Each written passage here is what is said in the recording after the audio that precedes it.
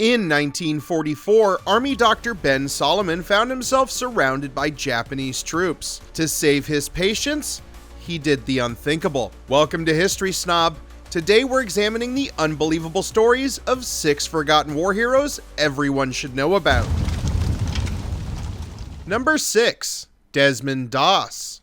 I'm different, I know that, but I'm not gonna pretend to be something I'm not. Although he was the subject of the 2016 film Hacksaw Ridge, you can be forgiven for not knowing about Desmond Doss. Doss was a recipient of the Medal of Honor, which is more than just a forgotten video game franchise. It is the highest honor a soldier can receive, and Doss earned it 100 times over. Unlike other recipients, he didn't earn his with a body count or a brave charge. In fact, in his entire military career, Doss never picked up a gun in violence. Desmond was a devoutly religious Seventh-day Adventist. This denomination is strictly pacifist, and Desmond held those ideals close to his heart. So when World War II broke out, he served as a field medic, risking his life to rescue and care for his injured and fallen compatriots. During the Battle of Okinawa, Doss put himself in harm's way again and again to rescue around 75 men who were caught behind enemy lines. Doss was later injured in that same battle by a grenade exploding and severely wounding his leg. He refused to call for another medic, instead treating himself and waiting 5 hours to be evacuated. He even gave up his stretcher to another injured soldier and chose to walk on his torn up leg back to base camp. Desmond was shipped home, and his story quickly caught the attention of then President Harry Truman. When Truman awarded Doss the Medal of Honor,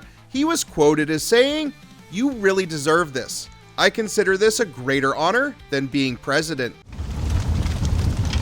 Number 5. Eugene Bullard. When you think of aerial combat, you probably imagine Top Gun with its advanced jet fighters and supersonic maneuvers, or the intense nose-to-tail warfare of World War II, with Spitfires and Zeros maneuvering above the waters of Midway. But fighter planes were first used in a large-scale war way over a century ago, during World War I. The story of one pilot in particular really stands out. Eugene Bullard was the first African-American pilot of World War I. But he didn't fight for the United States. Bullard was born in America, but encountering racism at home, he quickly emigrated to France. He then joined the French Foreign Legion, serving as a machine gunner. He was badly wounded at the Battle of the Somme in 1916, but this injury turned out to be a blessing in disguise. While recovering, Bullard learned to fly as part of a bet, and soon found himself training as a combat pilot. During his aviation career, he took part in about 20 combat missions, gaining a few unconfirmed downings of enemy aircraft. After the war, Bullard wasn't done colliding with history. When he moved back to America, he would also find himself in the middle of the Peekskill riots. He later ended up working as the beloved doorman at NBC's very own 30 Rockefeller Center. Number 4. Deborah Sampson. Colonial America was not known for its gender equality, especially at the height of the Revolutionary War, and doubly so in the newly formed military. Still, despite the strict ban on them serving, there were many women who wanted to fight for their new nation. One of these women was Deborah Sampson. Deborah ended up pulling a full Mulan and disguising herself as a man in order to join the military. While other women attempted the same thing, Deborah was by far the most successful. In 1782, Deborah became Robert Shirtliff, a volunteer attached to Captain George Webb's Company of Light Infantry. She was quickly thrown into danger as her regiment was supposed to patrol neutral territory between the American and British forces. She even ended up leading her own expedition into enemy territory. Her raid captured 15 men from the British side. Deborah was eventually outed as a woman, though not before she self-treated a battlefield injury. When she was found out, she was honorably discharged. However, this didn't stop her from serving her young nation. She went on to become one of the first female lecturers. When she passed away in 1827, the US Army finally recognized her bravery. Her then husband received the first widower's pension, meaning they officially agreed that she was a legitimate soldier in the US's fight for independence. Number 3. Audie Murphy. Usually when they make a movie about a war hero, they tend to embellish a little. However, when it comes to Audie Murphy, Hollywood had to tone things down. Murphy was a small-statured and quiet young man who wanted to fight for his country after the Japanese attack on Pearl Harbor. Much like Steve Rogers, he was consistently rejected by enlistment because he was underweight and even underage. Sorry. The Navy makes men out of boys, but you're too much of a job for us. Also, like the fictional Captain America, this didn't stop Audie for long. He falsified his records and eventually found a doctor willing to clear him for service. Once on the front lines, Murphy quickly distinguished himself as an expert marksman and fearless soldier in both North Africa and Europe. His biggest moment of heroism came on July 26, 1945, in eastern France. His unit came under attack by a German force consisting of 6 terrifying panzers and about 250 infantrymen. Audie ordered his own men to fall back while he single-handedly covered their retreat. Audie then boarded an actively burning armored vehicle, mounted its machine gun, and repelled an entire German regiment by himself. He stayed on the gun alone for an hour, despite suffering a serious wound. In the end, Audie and his men survived and pushed back the Germans. Audie killed a reported 50 Germans during this battle. He quickly became a hero back home and was awarded the Medal of Honor for his actions. This is hardly the only award he received. By the time his service in World War II had ended, Audie was one of the single most decorated soldiers to have ever fought. He received 28 separate medals, some even awarded by France and Belgium. He would also end up the namesake of his own award, with the Sergeant Audie Murphy Award being created to honor soldiers who, as the US Army officially puts it, exemplify leadership characterized by personal concern for the needs, training, development, and welfare of soldiers and concerns for families of soldiers. And he did all of this before he was 21. Audie even became a Hollywood star when the war ended, first playing himself in a movie about his legendary battle. The thing is though, that movie intentionally undersold his deeds. To hell and back, reduced the number of men he killed and even the number of tanks he held off. They did this because the producers thought that the audience would have found the film unbelievable otherwise. Number 2, Nancy Wake.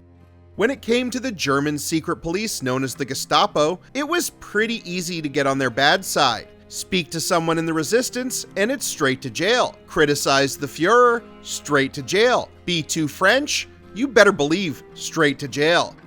We have the best patients in the world because of jail.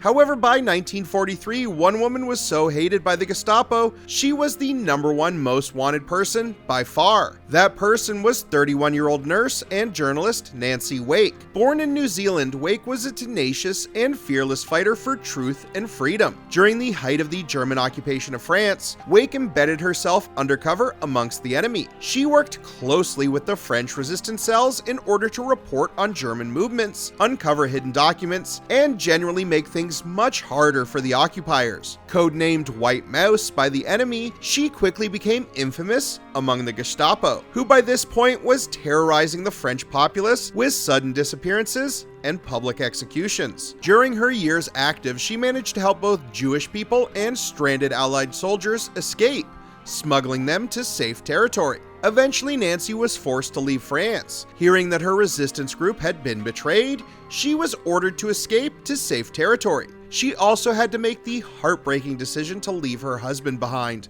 when he refused to leave the city. It was a choice that cost him his life, as he was later caught and executed by the Gestapo. This only made Nancy want to fight harder and take revenge. Parachuting back into France in April 1944, Wake rejoined the French underground known as the Maquis. She then proceeded to raise absolute hell, aiding in destroying German supply caches, ambushing enemy positions, assassinating key figures, and generally disrupting the Germans in any way she could. During this time, she earned another codename, becoming known as Witch. At one point when key radio codes were lost, she set about getting new ones. These codes allowed the resistance to maintain contact with the Allies, and they were desperately needed. Wake, now the most wanted woman in France, got on a bicycle and proceeded to make a 70-mile round trip to collect new ones. Nancy even personally dispatched a German soldier herself, ending his life just moments before he could raise an alarm. If you ask me, the only good Nazi is a dead one.